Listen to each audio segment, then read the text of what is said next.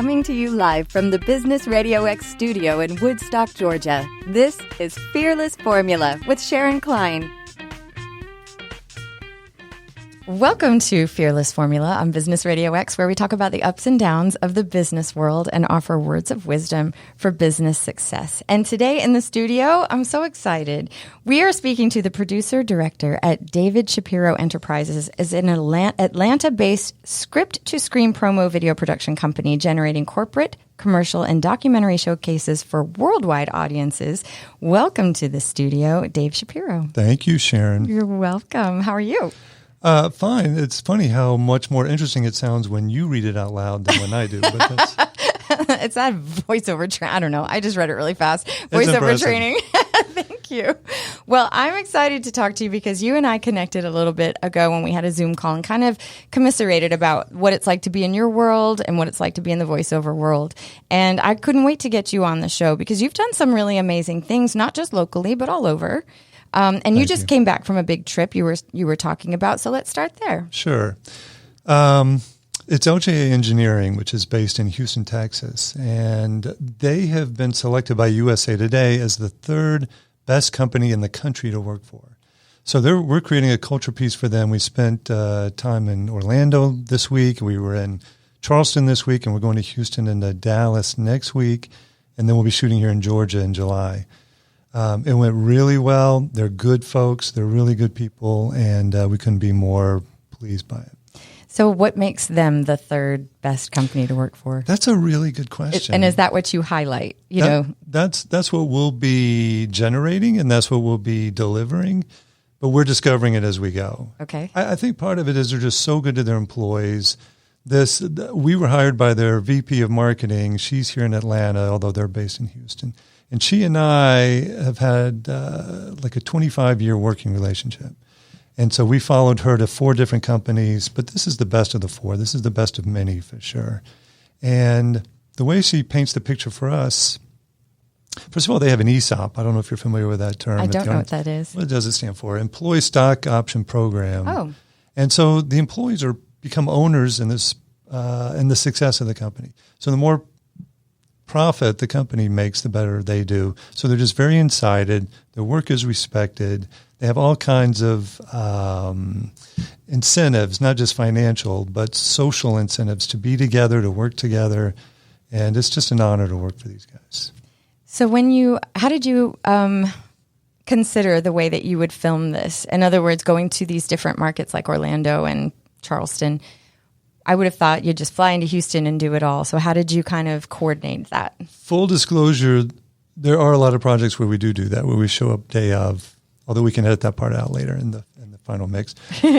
But this one, and then a lot of what we've been doing recently in the last 5-6 years, I would say, we want to be more intent on what the goal is and who it is we're working for and what it is their messaging is. And so we study them, and we spend a lot of time with them in pre-production. We get to know them as much as they'll allow us to, and then we have and my wife's my co-producer, and so between us, we have a strong grasp. I think between the two of us, we remember everything we're supposed to remember about these guys, and so we go in with that knowledge and that enthusiasm.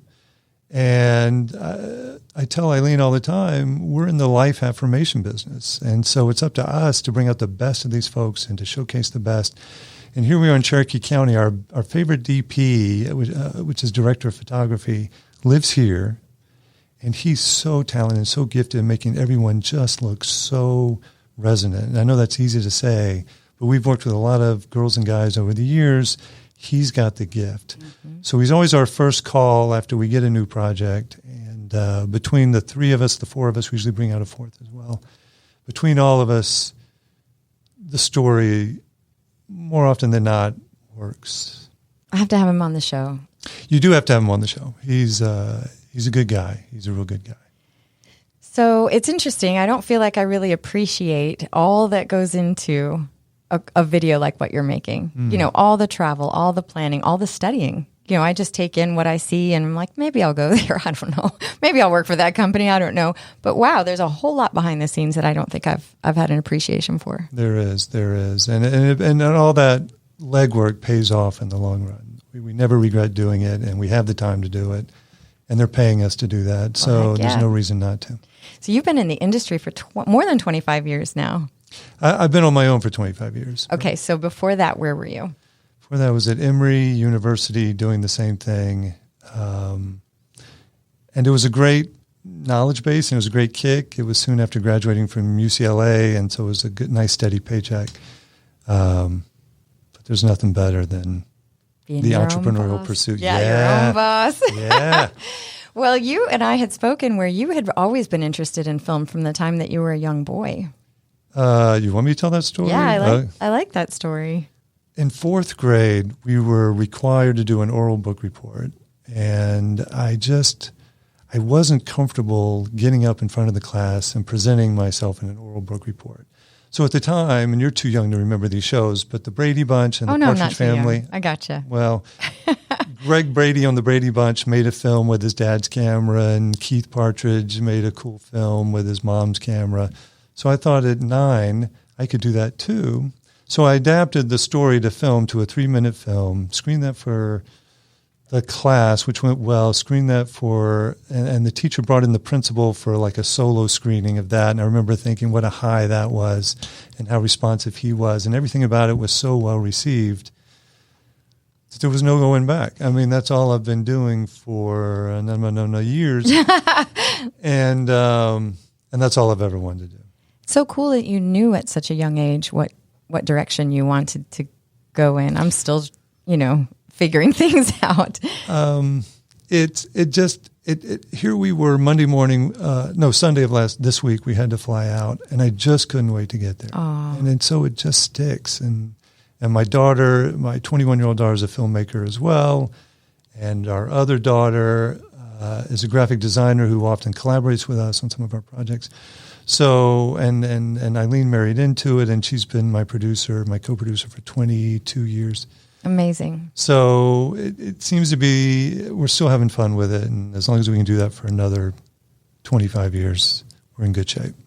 I like the way you framed what you're doing, which is I'm not sure the exact phrasing, but the gist of it was that you're bringing out the best in people, and you're telling a story. You're an advocate for positive things in the world. How did you say it? Yeah, we're in the life affirmation business. Affirmation. That's way more succinct than what I just said. It saves time, but it's true, and it sounds kind of Pollyannish or trite to say, but it's not. I mean, I love that. It just seems to work for people, and clients thankfully gravitate toward that perspective.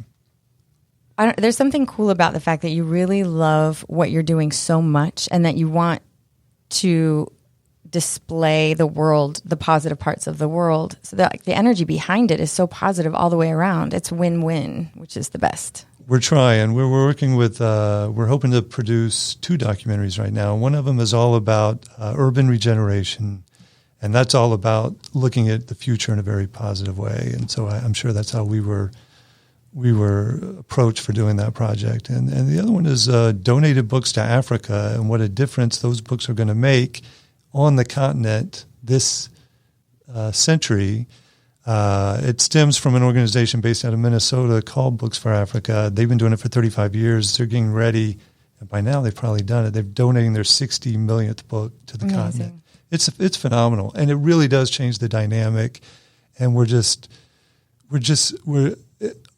in the fundraising process for both of them, but there's reason to believe that people will embrace those ideas, and because it is all about a future that looks attainable and looks positive and looks like it's going to work. I don't think there's enough focus on positive things like that. Like, if you don't make a documentary like this, unless you're kind of in that industry already, how would you even know this exists? It's funny because I subscribe to a number of news alerts, and most of them are not so positive.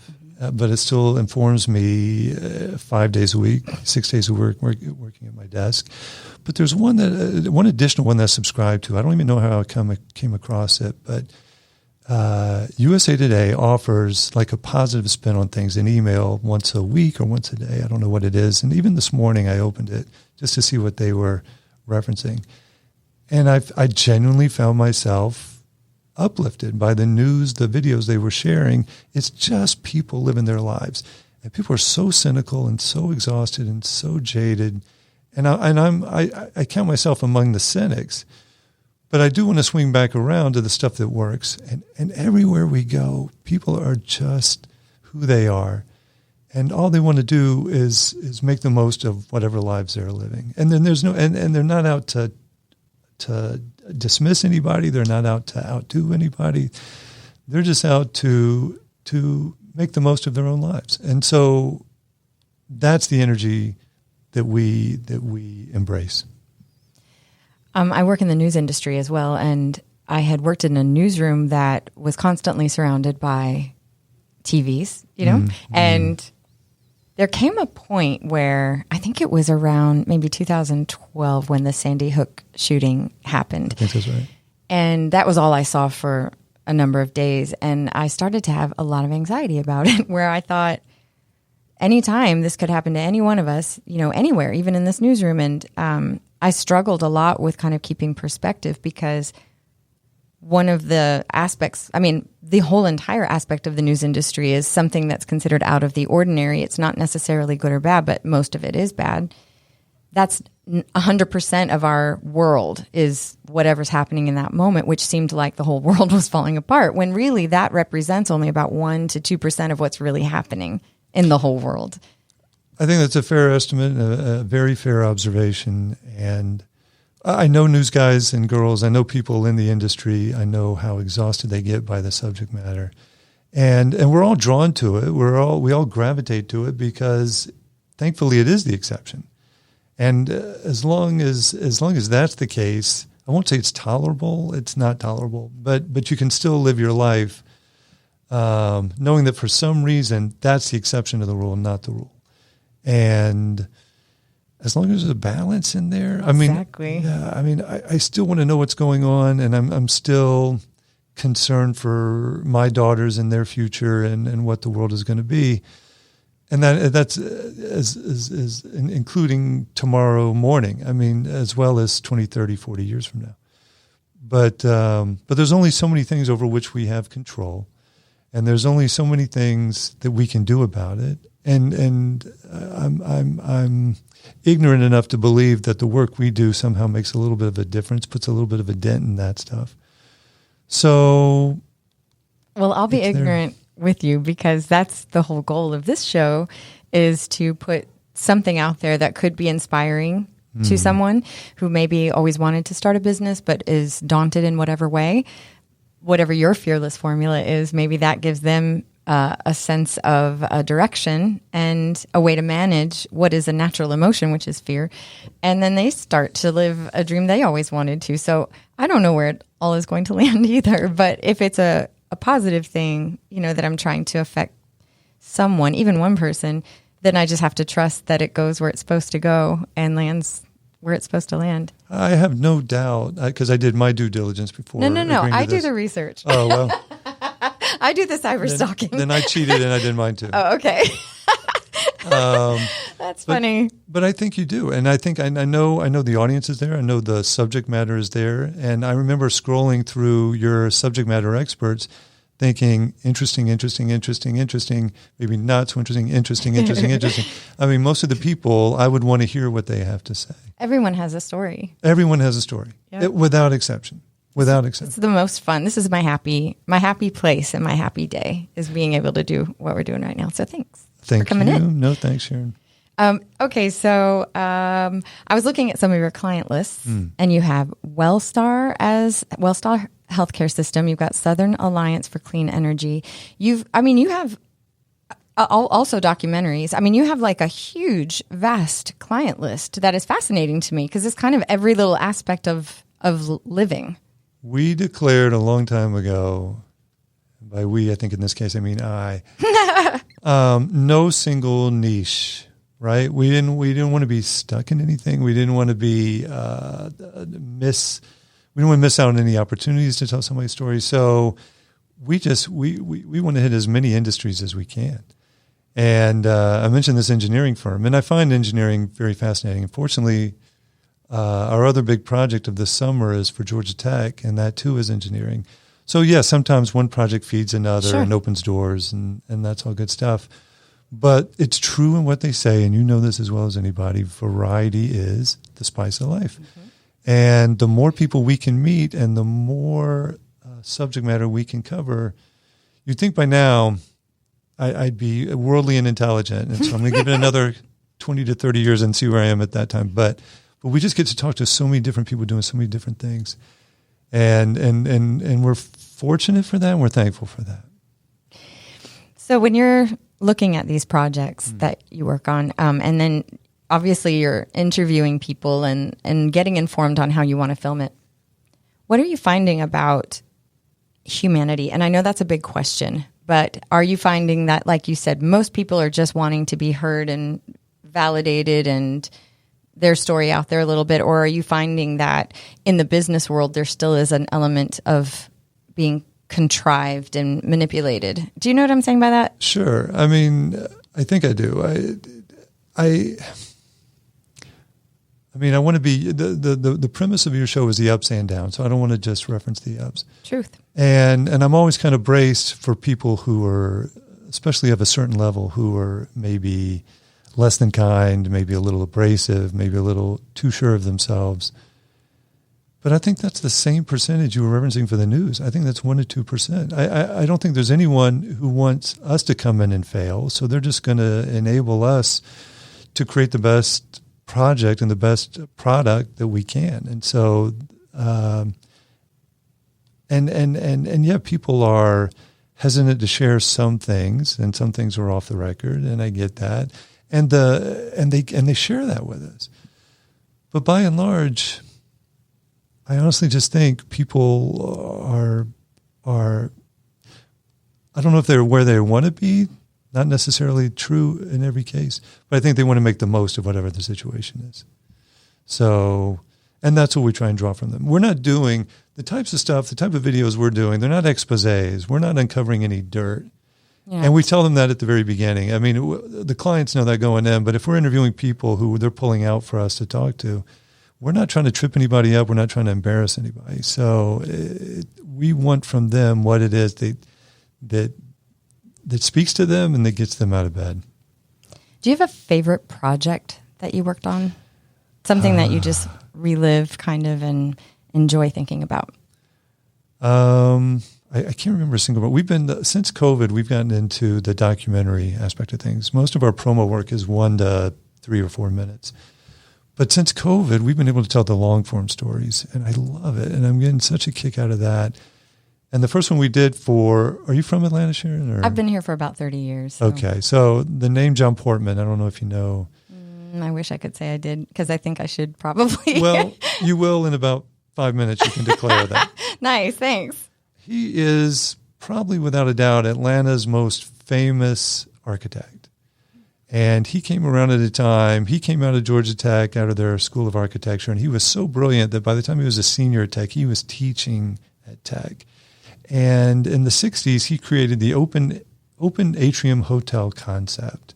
And so he changed luxury hotel experiences for the world. And it was all from Atlanta. The Hyatt Regency in downtown Atlanta was his first project along those lines.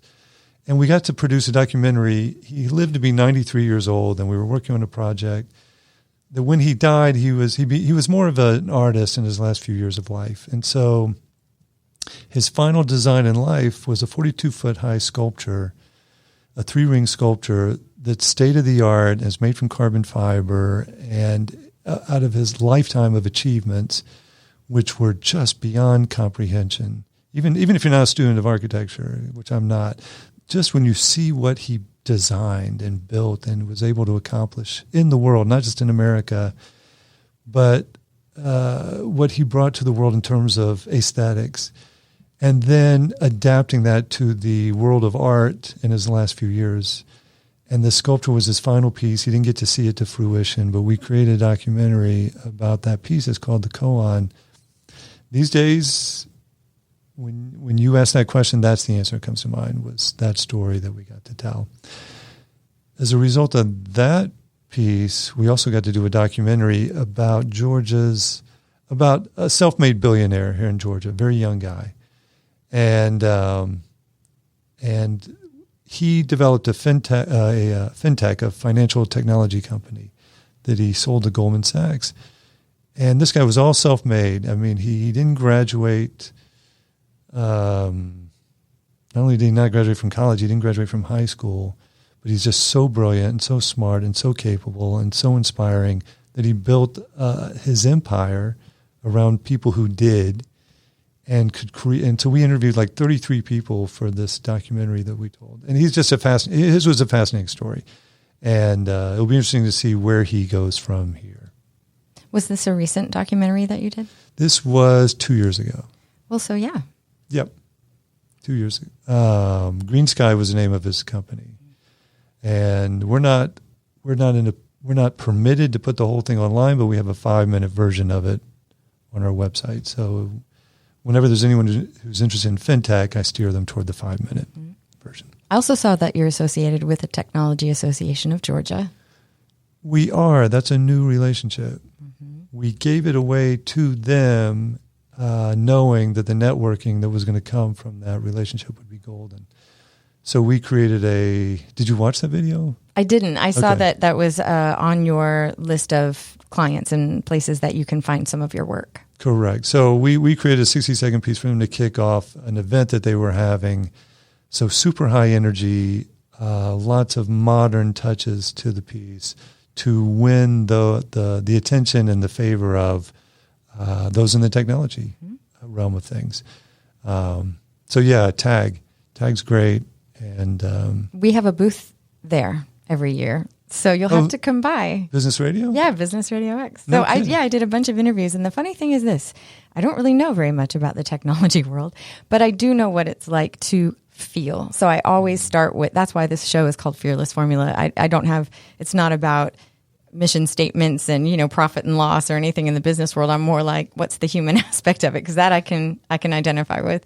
So in speaking with brilliant people who I'm incredibly intimidated to speak to. Yeah, me too. Yeah, they say a bunch of words I don't know. I'm like, I was just thinking that. I will always ask, what does it feel like to run your company, or what does it feel like that what you see is happening in the world, what you've developed, how it affects the world. It always seems to work. People are people, and I like highlighting that part, that we have a lot more that is in common than is different. Absolutely. I don't know what the metric is. I don't know what the percentage is, but like physically DNA, we're like 99% the same composition. And when you know that and you remember that, people are just people all the time. And we've worked with some pretty interesting and fascinating and world-class folks, and they're just as fearful. You say fearless. I wish I could claim that I'm fearless. I'm not. And no one is. Yeah, I was going to say I don't know anyone who is. Right. If they tell you they are, they're lying to you. Nice. I had a professor at UCLA who used to say, and this guy was A-list. This guy would bring in people from the industry who were at the top of the game. And he used to say, it was a once-a-week class. It was a 3-hour class. In the first 90 minutes, it was just him and us kids. And he would reinforce the idea, when I bring in these people, ask them what scares them. And if they say nothing, it's BS. And don't let it go. Don't let it go until they share with you what it is. And since that time, life's been easier because we're just all in this together, and it's true, and something gets to everybody, and there's joy and there's fear and everything in between. So very interesting, because imagine meeting a major Steven Spielberg and you say, what scares you? When I had this professor, and this was again a number of years ago, but at the time I took his class, he was producing the film that Steven Spielberg had just directed. Wow. I'll tell you the years, The Color Purple. So the first one. And so this guy knew everybody, and he's still working. He just produced the Ben Affleck directed movie that he and Matt Damon are in. So this guy knows his stuff. But it's funny how some things just stick in terms of advice, in terms of guidance. So I was inspired by that. Well, it just kind of normalizes everyone. In a heartbeat. In a heartbeat. Yeah, no one's off limits. So in your industry, you do focus, I mean, I was thinking about the fact that you're focusing on visual images all the time, right? It's not just the story that you're telling with words, but you have a quote here. It's been estimated that more than 90% of people absorb and retain video messaging better than written text. I had no idea how significantly I was affected by what I see. That's 90% is a huge percentage. It is. I don't remember where that stat came from, but I do believe it's true. I do. I just think the retention is there. We have so many opportunities to grab people on a visual level to get their attention, to show them something that they've never seen before. And so that's what we go for. Mm-hmm. That's what we go for. So I like to think, that's what resonates for people. The messaging, yes. The verbal, yes. The music, definitely. But being able to highlight, like what we were saying, the things that make us more alike than different visually. So finding emotion in these shots, I can only imagine the challenge that must be. The current frame rate, there's 24 frames a second in today's video. It used to be 30, and now the standard is 24. And it really comes down to the 24th of a second sometimes when we make these editorial decisions, when to start, when to finish, how to time it out. And now more than ever, and I don't want to get too technical about it, and I can't because I couldn't begin to explain. I just kind of sit and do it. But there are times where, for example, I'll slow down a shot just by 2%, 5%, 10%. Because if you time it to the music or time it to what's being said, and there's that, they call it see-hear compatibility, your heart just feels it. And it's by design. And it just shows that we're paying attention as filmmakers, let alone as an audience. And so as much see-hear as we can generate, that's always the goal. And sometimes when we start the edit, we'll start with moments of certain interviews where that affords an opportunity that if we just build around those opportunities, the rest of it, nothing is random. And it just, there are those moments that are going to stick. So that's the goal. So you had mentioned how COVID affected your business and that you started to do documentaries. Is there any other way that COVID kind of changed? A lot of companies obviously didn't survive. Yeah. How did you survive? It slowed us down. I mean, there's no way around it. It slowed us down. We got lucky that Portman documentary came around when it did.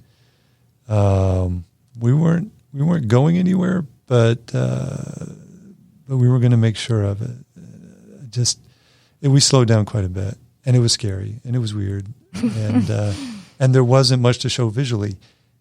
And the last thing I wanted, it's almost impossible to make anyone feel elevated while they're looking at people in masks, engaging with each other or alone. I mean, there was just no way to build on top of that.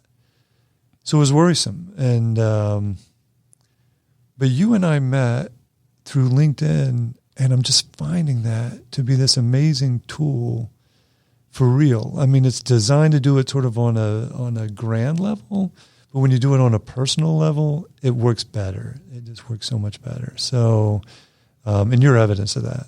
Oh, thank you. Well, you as well. It's funny. I had someone in the studio talking about his book company that he has. That is actually, it's a nonprofit that encourages local writers to come to a conference once a year. And during COVID, even though you could do it through Zoom, the in-person aspect of it affected attendance so significantly. So you're getting the same message. It's like you're there, but you're not exposed to people with COVID. But just the fact that they couldn't get people in person was a major factor in the declining attendance. And they just started to have people come back, and their numbers start to rise up because you actually can get back together. And I find that to be fascinating. You know, what is it about a person's presence that changes an energy exchange or the impact that it can have, the message can have? You and I need to do our research on that because I would love to know the science behind that as well. But you're absolutely nailing it. I mean, that's it. That's right. There are times where not only do I produce our projects, but I'll edit them as well. And so there are days or weeks at a time that I'll spend in the edit suite, and I'm just looking at them, and I'm making a 2-inch gesture with my fingers. I mean, they're just smaller than life. Let's put it that way.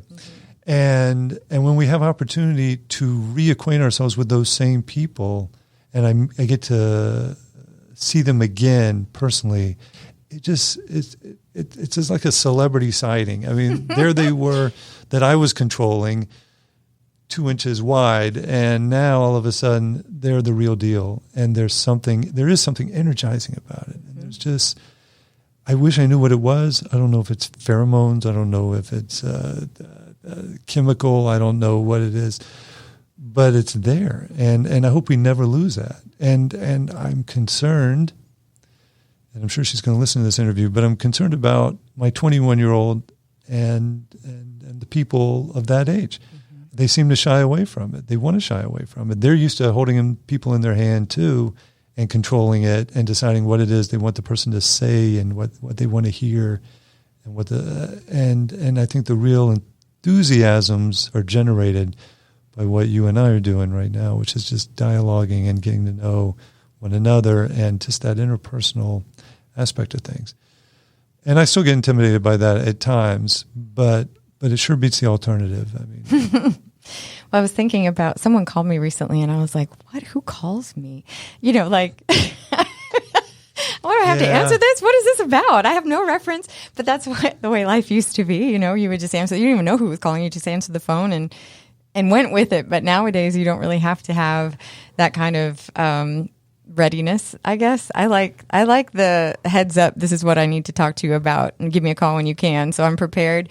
Yeah. I'm spoiled. Well, I think it all comes down to a sense of control. I think that fewer and fewer of us are ready to relinquish that control that we have on our phones and our computers, where you can control the narrative and you can steer the conversation the way you want to go.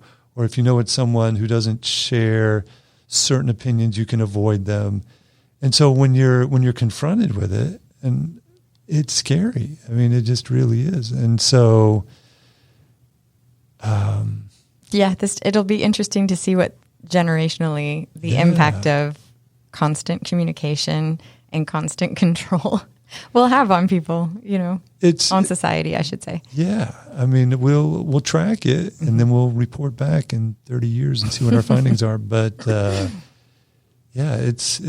understand why what the reluctance is, but I wish for their sake they were just comfortable. Because once you get going, it's fine. It's fine. It's actually fun, right? You're having fun. That's all I care about. Absolutely, yes. Well, you talked about iPhones. What do you think of people filming on their iPhones? There are times where we use it. There are times where we try and keep it to no more than like 5% of the finished piece, but the technology is there. It's there. I mean, I think mine is an i13, and I shot some stuff when we were in Charleston this week.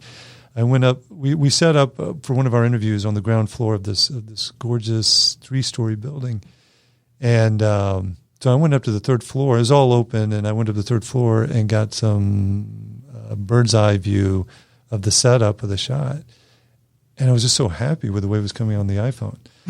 So it's there, and we do use it. It's intimidating though, and sometimes I wonder if we're losing opportunities from a business perspective. That's intimidating, just how accessible some of the technology is. But it's what you do with it. Well, I was thinking about the fact, when you say that, how in the music world, obviously, you can be your own sort of company, right? You can just release the music how you want to on different platforms, and you don't need to have a big agency and company behind you. And almost like the fact that there's this natural progression of things that kind of go away, like Blockbuster, right? So, right. Something like that, where you can't really fight the technology, but work with it. But there still is something to be said about looking at a film created with equipment like what you have, as opposed to what you can have on an iPhone. We hope so. I mean, there are more and more people accessing and utilizing and distributing via their phone. For better or for worse, I still see it as experimental. I still see it as something to play with and see what you get.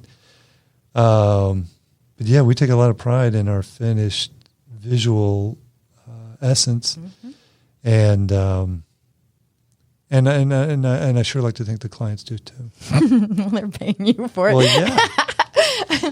What do you think about artificial intelligence, and how is that impacting your world? Wow. It's impacting our world because I'll confess that I've used it to get the scripting process started. And that's how I see it as it most beneficial now, because it's still in its infancy. It's a great springboard from which to jump. But the quote I read that I really liked was that artificial intelligence is not going to take over your job, but you. Oh, I should have memorized this one a little better. But you can lose your job to someone who knows how to use artificial intelligence.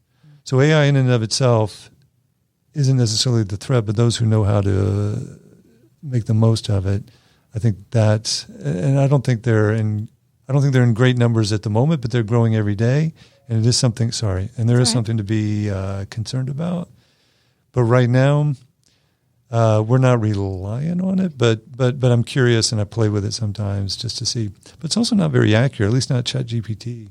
Oh, interesting. Yeah, I mean, I've plugged in things. I've asked it questions that I did know the answer to, and I don't want to put a number on it, but I was surprised at how off it was. And when I typed that back in, it gave you the impression that it was correcting it maybe for the future. I don't know if it works that way or not. So I don't lose sleep over it. I don't think it's a threat at the moment, and hopefully it never will be. Do you think people can create? Well, I've seen images. Oh yeah. That it's a concern, I think, for whether or not they will be flagged as artificially generated. But for example, if I wanted to tell a story about the Great Wall of China, but I don't have images for it, and I want to take somebody else's because that's stealing, right. I could, have AI generate some images for me that look damn good. Here's how we used it recently. Well, on this doc for urban regeneration, we put together a piece to get people excited about the documentary. And it ends with 5 images of the future. And so AI generated these green, lush cityscapes for us to put at the feel-good ending of the piece. If we do our legwork now, this is the future as we envision it. So AI, there's no way we could have done that artificially. I won't say no way, but no way at this price point. So, or for it to look so dynamic. Yeah. I mean, I'm amazed at what it can come up with. Did it look good to you? Were you kind of like, all right, the future's looking pretty good according to artificial intelligence? I feel better now. Yeah. How long is this going to take? Absolutely. It was the 6 images. I gravitated towards 5 of them, and so we timed out the last few sentiments of the piece to those 5. Oh. And when I see them, and it's time to the music, and they, unfortunately, they were created as verticals instead of horizontal, Gotcha. And so we have to create camera moves on them that kind of sort of work, and. But it's there. I would do it again in a heartbeat. What do you think your fearless formula is? What do you think keeps you from succumbing to the pressures of the emotions that you feel as you're going through all of the different projects that you're working on? Can I drop one more name without sounding obnoxious? I'm ready. Okay. We've had the pleasure of working on Jack Nicklaus designed golf courses with Mr. Nicklaus. Wow. And that was great. Do you play golf as well? I don't have an appreciation for golf, so I would just, okay. When we got the gig, I signed up for lessons so I could... That's very smart. It's research. It's research, that's right. And so I could fool everyone there and the truth was fool nobody there. But we the first time of 3 we went up north. This was in Rehoboth Beach, Delaware, and the first time we went up there to capture it, I was a nervous wreck because it was Jack Nicklaus, and and I was working with a guy that I'd worked with a number of years. He was one of our shooters for the project, and he was so cool, calm, and collected. And we were going to pick up something the day of. And I said, none of this seems to be throwing you. How do you manage that? And his answer was, because it always gets done. Somehow, some way, we always get what we need, and we always come away with enough good-looking stuff and good-sounding stuff to tell our story. And that was a number of years ago. And ever since that time, it's not that I don't anguish over it, but I should probably anguish more than I do, but I don't want to. It doesn't feel as good. It doesn't feel nearly as good. So it's not always voluntary. There are times I get keyed up. I was nervous coming in here today. You know that. But it does get done. And if that was true on the same set as Jack Nicklaus in his prime, then and a little bit after, then it's true of everybody. It's true of everything. What you're saying to me sounds like a bit of faith and surrender to the process. I think that's true. I like that. Why not? I mean, unless there's a technical issue, they're just ways. They're just ways. Now, ours is an industry that's a little more, can be a little more improvised. And I understand people have big time responsibilities and that they have adult jobs, and I respect that fully. And I want every surgeon I ever have to be a full-fledged adult when he's at work, for sure. But we have the luxury of finding workarounds. We have the luxury of throwing out ideas to see what sticks. We have the luxury of attempting things to see what resonates for us, and a large percentage of the time that works for the client as well. So, yeah, I mean, yeah. What do you think people don't know about what it's like to be you? What do you think that this is a great opportunity to kind of explain what it's like to be you, that you think, I really wish people understood what it's like on this end? That it's an art form, that every decision we're making, especially in post-production, it's designed to elicit something and for a reason. And I don't need to be beheld as an artist, but it would be nice to have that level of appreciation. And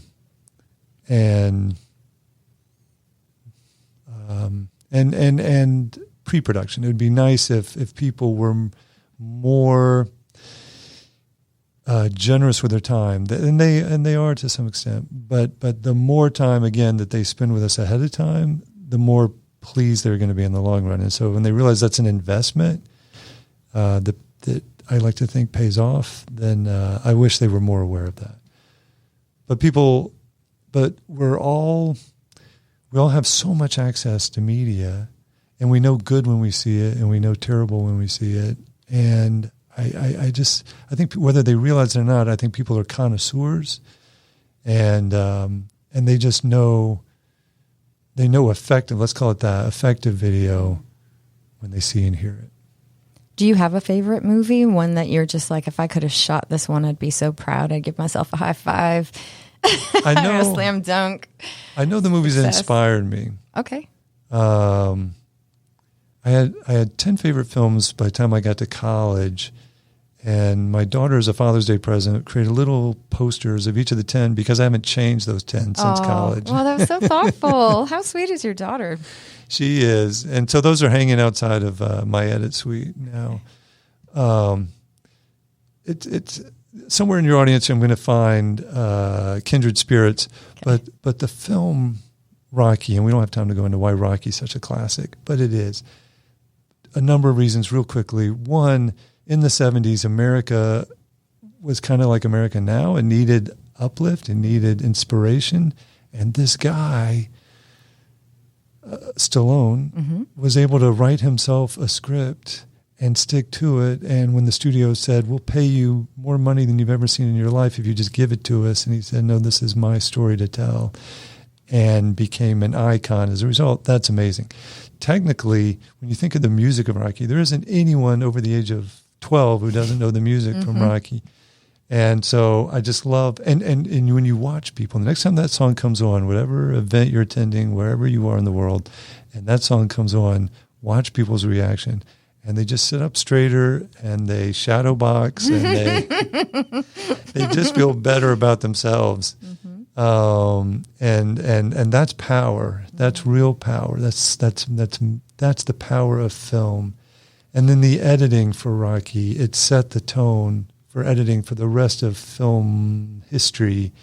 It's just so that when you think about the workout routine and him running through the streets of Philadelphia, and there was nothing like that, nothing I'm aware of before 1976, and it's been emulated 1,000 times ever since.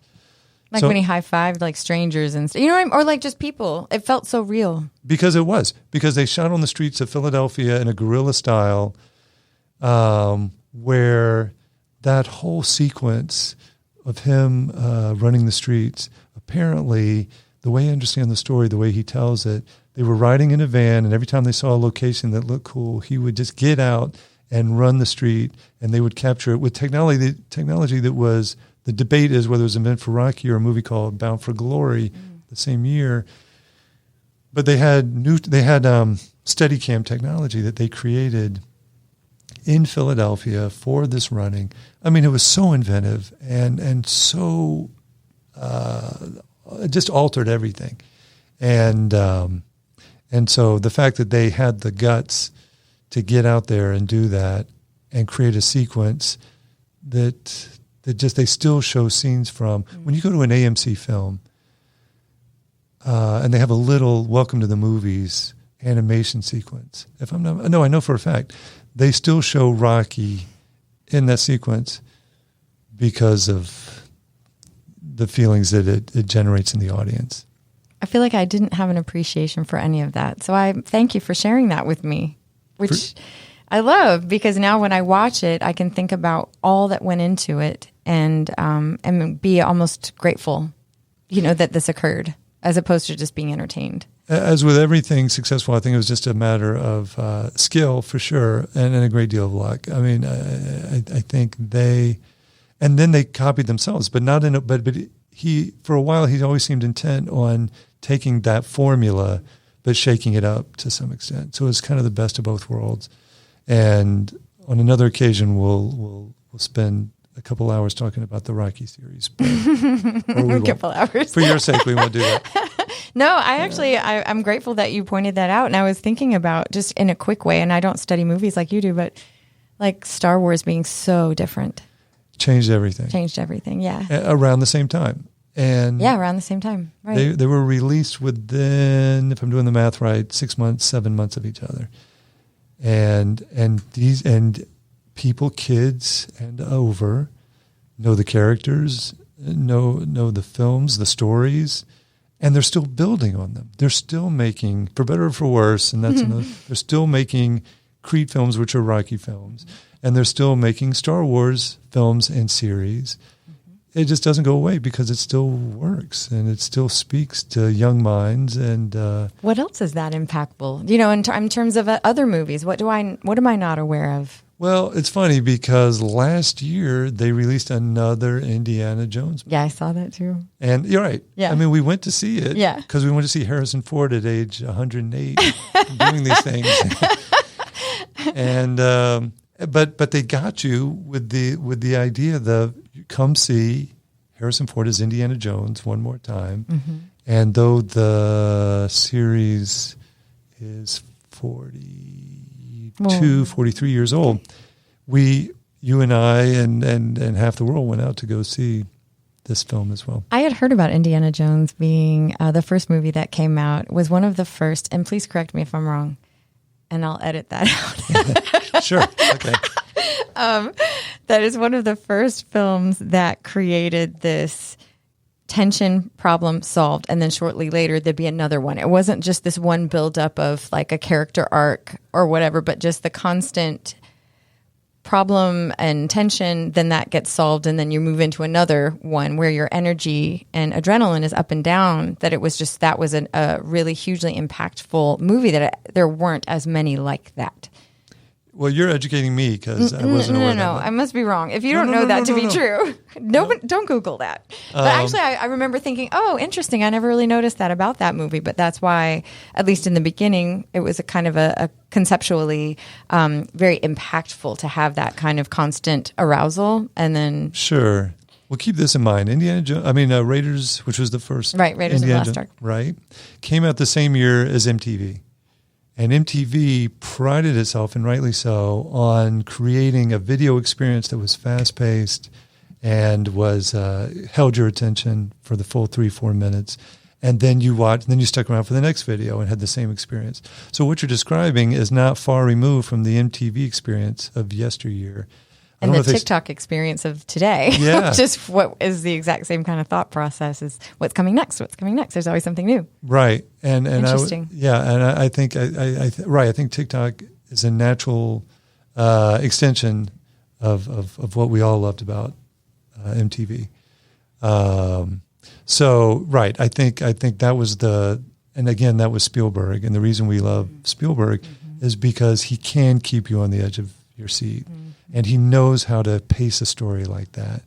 And he did it, not what you're describing, because you're right. His other two big hits before that was more of the narrative, long-form piece.